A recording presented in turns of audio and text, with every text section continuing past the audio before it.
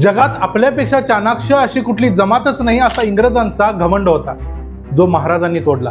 राजापूरचा इंग्रज अधिकारी हेनरी रिव्हिंग्टनला अफजल खानाच्या गलबत प्रकरणाच्या वेळेलाच महाराजांनी स्पष्ट सांगितलं होतं की मराठ्यांच्या शत्रूला मदत केल्यास परिणाम चांगले होणार नाहीत। पण तरीही स्वतः शिवाजी महाराजच सिद्दी जोहरच्या कैदेत अडकलेले पाहून त्याने पन्हाळ्यावर जाऊन सिद्दी जोहरला तोफा विकल्या।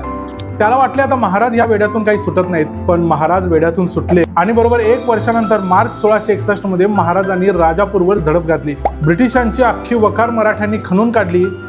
हेनरी रिव्हिंग्टन आणि इतर अधिकाऱ्यांना कैद केले। हेनरीने खूप प्रयत्न केले, पण सुरतेच्या आणि मुंबईच्या इंग्रज अधिकाऱ्यांनी त्याला कोणतीच मदत केली नाही। जवळजवळ 2 वर्षे अनेक इंग्रज अधिकारी वासोटा किल्ल्यावर कैदेत होते।